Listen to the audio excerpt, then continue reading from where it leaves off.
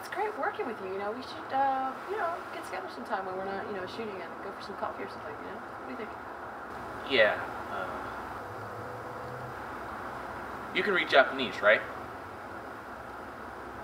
Yeah. Wait, but I'm not that old. AnimeTV!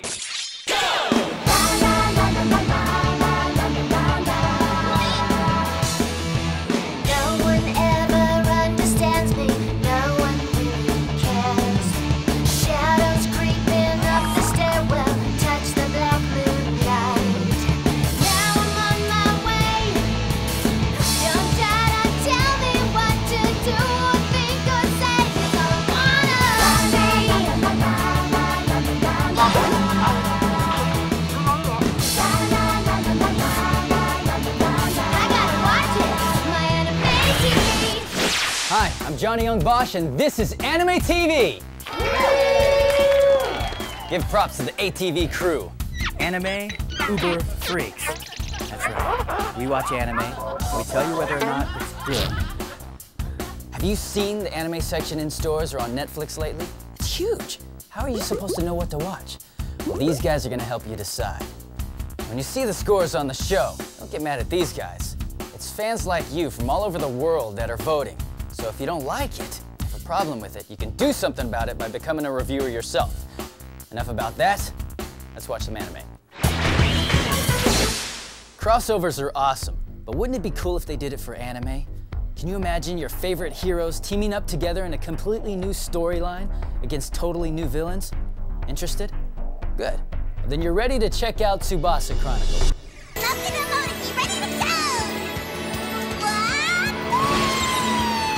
This is one of the memory fragments you're looking for, isn't it? Without these fragments, your princess will die.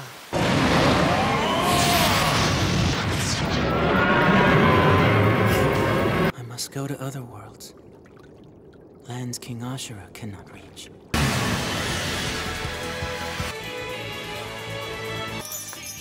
What do you know where we are? The name's Sorata, Sorata Arasugawa. You grub curl poo. I told you don't call me that. Don't fly away! There is no such thing as coincidence, gentlemen. There is only inevitability.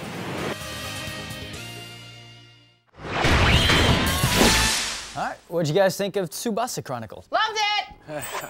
Thank you. Kind of half and half. Kind of half and half. It's a mixed bag. It's a mixed bag. It's a mixed bag. There's some good But points and some mixed things. about it? I liked it more than I hated it, for sure. It's a very good standard, you know, good storyline, easy to follow.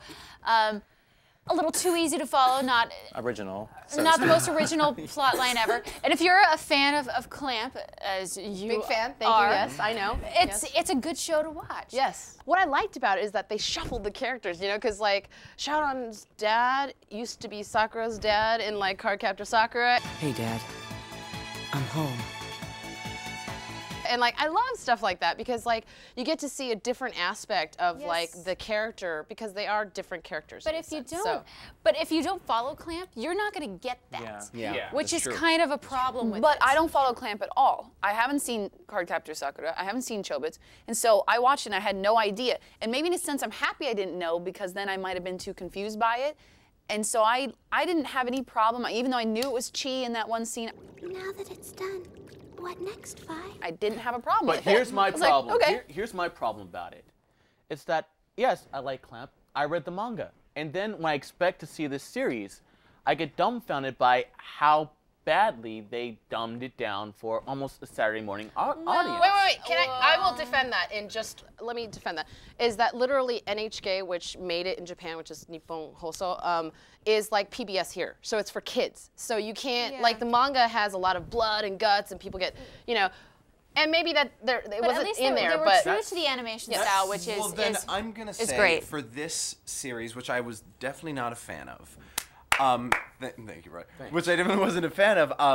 I mean, I would think I'm gonna stick with Chobits or with Cardcaptor Sakura when it comes to Clamp series. And I'm gonna leave this one to the kids, and I'm gonna say anyone older than 9 or 5. Just watch something else besides. But I this. think something's to be said about the style of the No. characters. For me, personally, I thought it was very interesting because liked it. the fact is they're on a journey. We get it. It's nothing we haven't played in a video game, nothing you haven't seen before, but the point is they're on a journey, and every single time they go somewhere new, although their bodies aren't necessarily the best art I've ever seen, let's be honest, but their costumes change. Noodle arms, you know, it's Harigu, but like for me, the costuming changed every single time they went somewhere, and that was unique. And in those clothes, you won't stand out so much walking through the city. This show still needs to be able to stand up on its own. I think for the most part it really does. I mean, you follow the characters and you follow the plot and everything. Where that other stuff fits in, you have to try to let that go. Because if you're not a fan, you still have to be able to focus in on the story. I didn't have a problem with that because I'm not a Clamp fan. I'm more of an old school anime fan. I like stuff early 90s, so I don't really know a lot of Clamp stuff. I'm not really up to date on this whole Clamp universe, and you know, they're so big, but I didn't lose anything from it. And the performances were so good in this in the dub. That a lot of good voice acting. It's like their front row, their front line. The standout, I think, of the performances was this thing right here. As much as it annoyed me, it totally was like the standout of the voice. Like I feel them. The memory feathers when they're nearby. when this thing talked, I was like, you know, Carrie Savage is who did that, and I was like, it's amazing because the voice annoyed me, but I expected that to come from that. Totally you know what I mean? It's like it's floating around, going like, look at me, look. Well, it's very stylized. It's and the thing is that literally, come on, if he can take you talk, it would be, to another dimension, wouldn't you go on a trip with him? If the thing could talk, the voice was very appropriate. You know what? I would, and Pikachu would be on my shoulder, and we'd have a great time. Okay. The soundtrack for me was amazing, though. I thought it was great. Like it was definitely stand out to me. Yeah, I'm gonna have to sort of disagree. No, I wasn't feeling the soundtrack. I found it. The background music, I found it melodramatic. It was abrasive at times. Yeah, it's like in a horror movie how like just because of the way the music is, it helps guide your thoughts. And I think the problem I had with this, stylistic choice. It is a stylistic choice. But you're right, it doesn't go with it. The stylistic choice that I had a problem with was that, yes, you know what, it was really great music. However, I just think it wasn't in the right place. Yeah, I think it's a cultural, I think it's a cultural difference, seriously, because we expect a certain thing when we see a fox or when we see, you know, a castle, whereas like... We expect the fox sound, not... But what does a fox sound like? Snake noise. While they talk, we'll go make our rent. So stay right there. Seriously. Don't go anywhere. Because if you do, well, I might not be here. You leave, I leave. That's how it works. The AnimeTV Top 5 Countdown. This week's category, Fantasy Anime. Number 5, Escaflowne. Number 4, Inuyasha. Number 3, Slayers. Number 2, Princess Mononoke. And the number 1 fantasy anime right after this. Watch all the anime you want without having to buy a thing. Find the web's largest selection of anime available for rental at rentanime.com. AnimeTV wants to give away free stuff. We got DVD box sets, t-shirts, toys, the works. What's the catch? You gotta get up off your butt and write some anime reviews.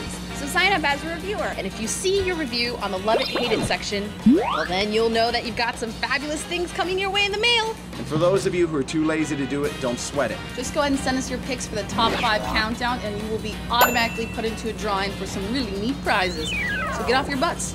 Go. Do it. Shoot. Go. Run away.